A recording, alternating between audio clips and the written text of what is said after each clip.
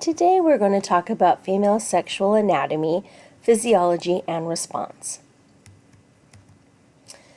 Our lecture will include female sex organs, what are they for, female sexual physiology, and female sexual response. So female sex organs, what are they for? All embryos at the beginning look like they're female, but then there's genetic and hormonal signals that trigger the development of male organs in those embryos that are destined to be male. This is determined by the X or the Y chromosome, which is determined by the sperm. So all female eggs are an X chromosome, and the sperm will determine if you have a female or a male. X again is female, Y is male. Sex organs serve a reproductive purpose, but they perform other functions also. For example, giving pleasure, attracting sex partners. Some of us are attracted to one person just because of what sex organ they have, and bonding in relationships. The vulva. This is the external part of the female genitalia, and this is known collectively as the vulva. This includes the mons pubis, that is that pad of fatty tissue that covers the area of the pubic bone. The clitoris is the center of sexual arousal in the female. Pay very close attention to this. The clitoris is, for females, one of the most important things that are associated with pleasure. The labia majora are two folds of spongy flesh extending from the mons pubis and enclosing the other external genitals. The labia minora are smooth, hairless folds within the labia majora, and that meet above the clitoris. So here is a diagram of the female vulva. Here we have the mons pubis, then there is the prepuce of the clitoris, or sort of the hood of the clitoris. Here's the clitoris.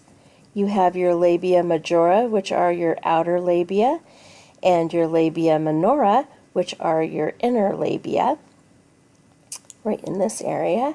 Here we have the urethra, so this is where a female will urinate out of. And here is the vaginal opening. In this area, this is known as a perineum, has many slang terms, and here is the anus. Did I miss anything? I don't think so. Okay, moving on. Internal organs. So the internal female sexual structures and reproductive organs include the vagina, the uterus, the cervix, the ovaries, and the fallopian tubes. The vagina is a flexible muscular organ that encompasses the penis during sexual intercourse and is the birth canal through which an infant is born. The opening of the vagina, which is partially covered by a thin perforated membrane known as the hymen, and is intact prior to the first intercourse or other intrusion. For example, if you use tampons can perforate that hymen, or sometimes females who are active in very physical sports, that can also cause trauma to the hymen and basically disintegrate it. And here are the structures of a cross-section of a female. So here we have the fallopian tube. These little finger-like structures are called the fimbriae. Then we have the ovaries.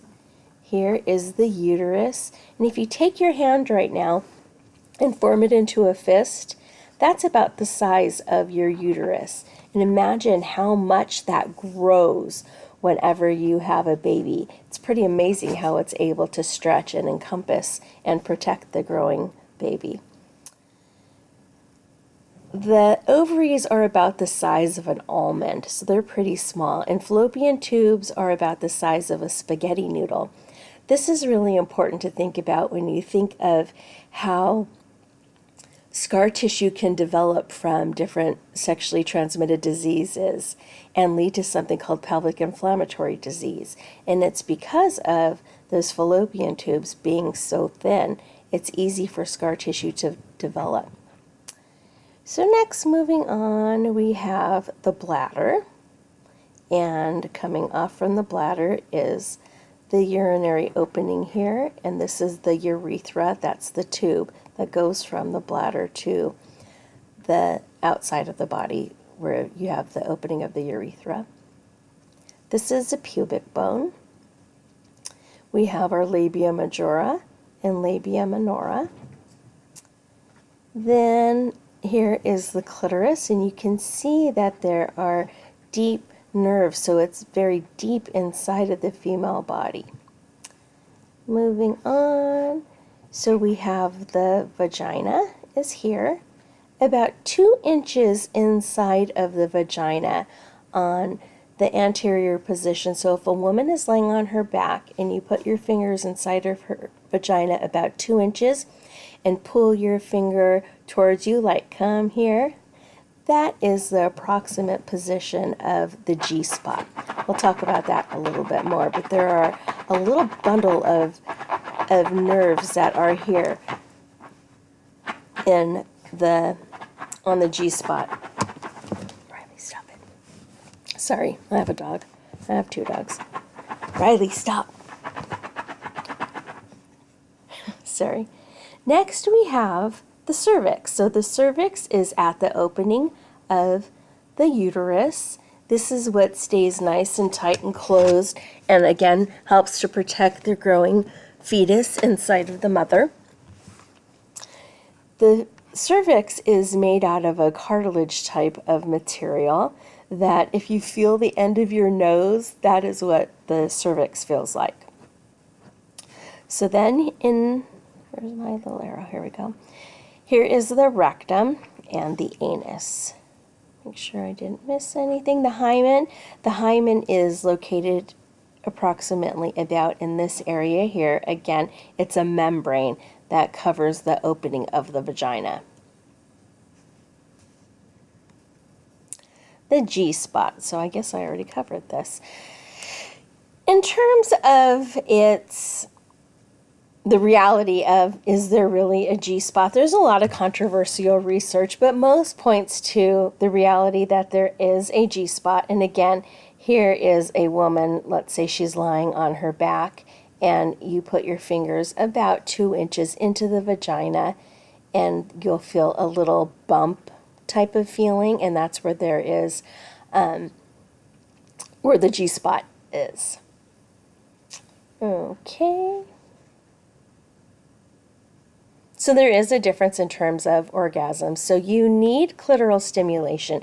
It kind of all works together in terms of how you can achieve that great G-spot orgasm. And it starts with stimulating the clitoris. And if you stimulate the clitoris and get G-spot stimulation, you can have an intense orgasm. And we'll talk about that again later also. So the uterus. The uterus is also known as the womb. It's hollow and it has thick walls. It's a really muscular type of organ. It's tapered at the end, and that's where the cervix is. It extends downward and opens into the vagina. The lining of the uterine walls is known as the endometrium. And during a woman's cycle, it's built up and shed and expelled through the cervical os, so it's a small little opening during menstruation. In the event of pregnancy, the pre-embryo is embedded in the nourishing endometrium.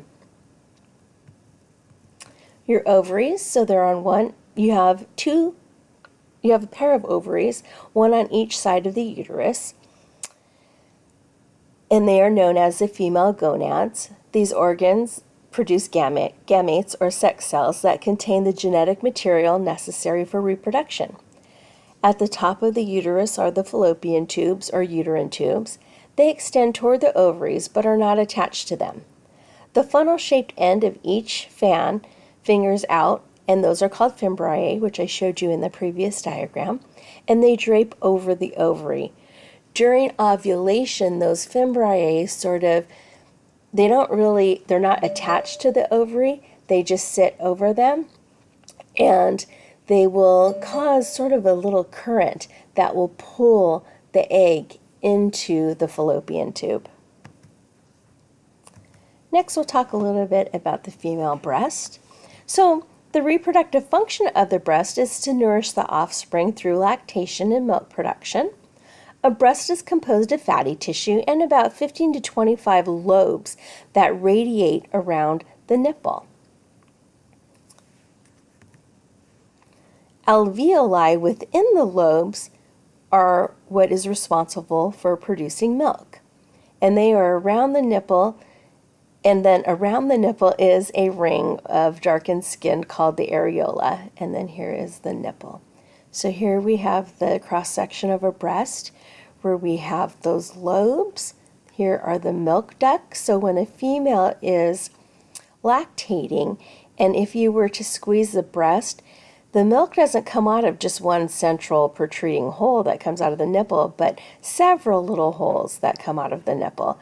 It can, if you like barely squeeze it, you can see them beat up on the nipple, and it can squirt out. I'm not going to tell you how I know that, but it can. Then we have suspensory ligaments. So this is over time when breasts become not so perky. It has to do with gravity and these suspensory ligaments stretching a little bit, or after breastfeeding.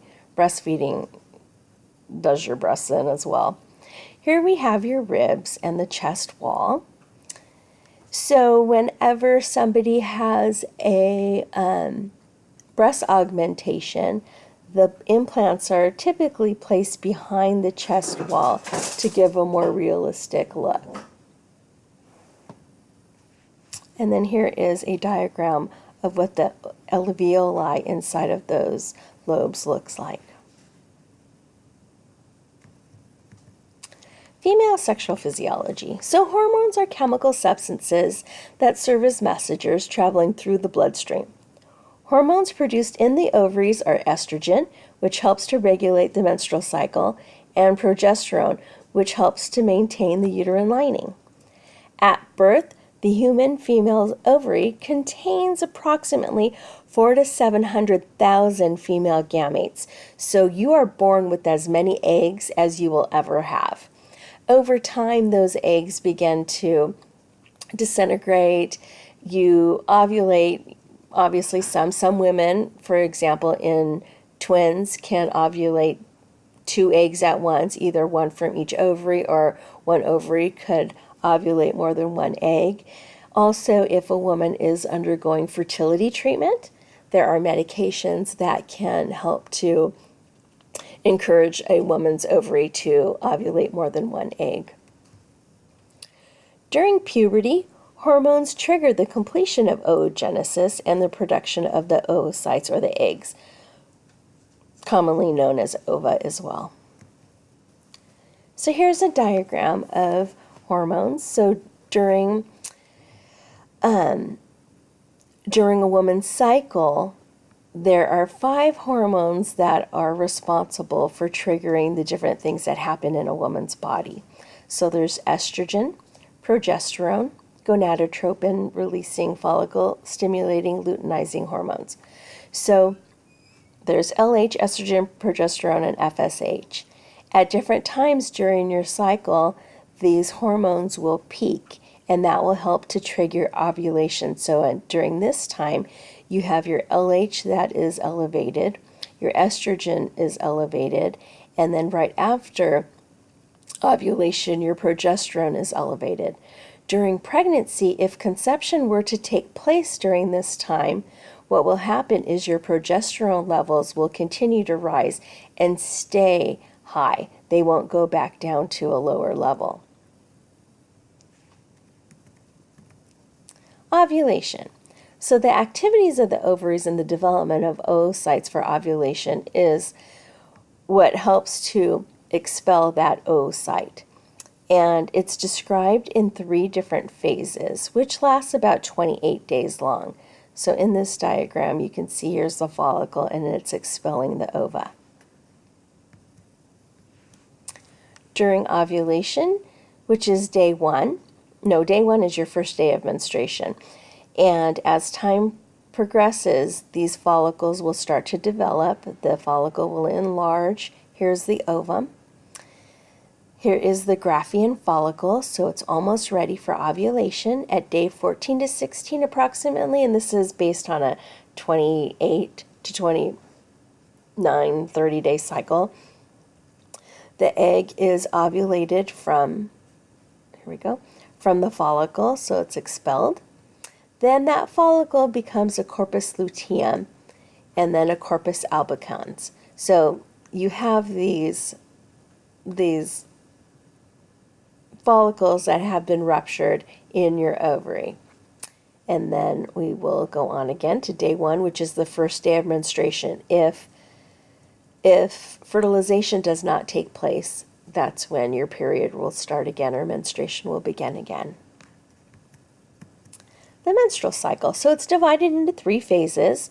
One is the shedding of the endometrium, which marks the beginning of the menstrual phase. The menstrual flow occurs over a period of 2 to 5 days. The endometrial tissue will build up during the proliferative phase, and it produces nutrients to sustain an embryo in the secretory phase. Again, if fertilization does not take place, the cycle starts all over again with the shedding of the endometrium. Basal body temperature. So another way to maybe naturally watch your cycle to see when you're ovulating is if you're looking at a cycle from 1 to 28 days. So that's from here, where's 1? So from day 1 to day 28. You are going to see again right about day 14 that your temperature will rise just a little bit. And this is a sign of ovulation. Another symptom that women may see is a slippery, clear, egg white type of discharge. That is a sign of ovulation as well. Then, after ovulation occurs, your temperature will go back down. And then again, you start all over with menstruating day one, and then this is a way some people can track their period. So you've heard of natural family planning methods. This is really for someone who has a very regular period. So every 28 days or every 30 days they have a period. In this case, there is approximately 7 days in which you would try to avoid having unprotected sex, and that would be 3 to 4 days before ovulation and 3 to 4 days after, because sperm have been known to be found in the reproductive tract ready to find an egg. So it's important to use other methods during that time. But again, that's really only for somebody who has a very regular period, and we'll cover that again in contraception. Menstrual charts. So what are they used for? They're used for a correct diagnosis. When a female goes to the doctor, that's one of the first things, while they take your blood pressure and check your temperature, the nurse will usually ask you when was your last menstrual period.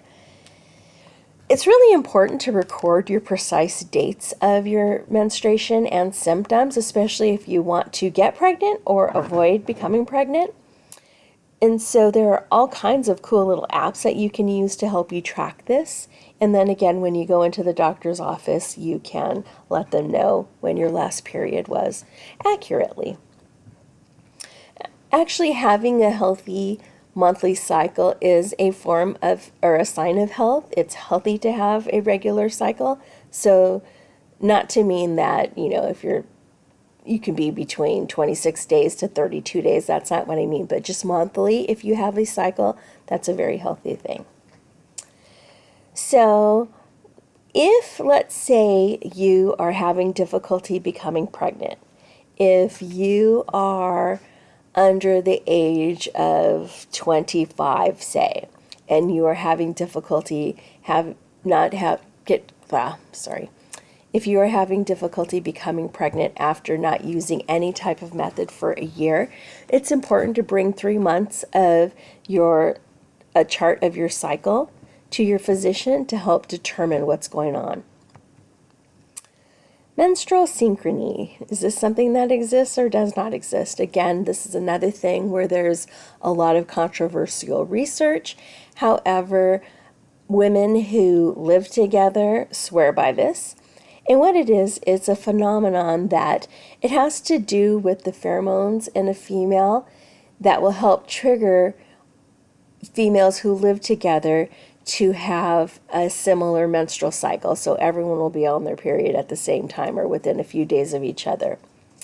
And again, it's due to these pheromones or chemical substances that are secreted into the air. Sometimes pheromones are known to attract another person to you. You may not really understand or why you are attracted to somebody, but pheromones could have a direct effect on what draws you to a person. Researchers are divided on, again, if this truly exists. But again, many women do believe, based on their own personal accounts, that this is real. Menstrual disorders. So there's something called dysmenorrhea, and that's pelvic cramping and pain during menstruation. This isn't just your normal mild cramps. This is severe cramps where you're doubled over and you just need to stay in bed with the heat pad because you feel horrible. Sometimes this can be alleviated by being put on a birth control pill because it helps to regulate your cycle, and we'll talk about that more when we talk about conception or contraception and discuss the pill in more detail. Amenorrhea. This is when women of childbearing age do not menstruate. Now we're going to talk about a famous couple, Masters and Johnson. Some of you may have watched I think it's an HBO special on them. But they are known for developing a model of sexual response. I believe they both have passed away. They were a couple that spent years studying sex, and I don't remember how long they were married, but they were divorced before they passed away.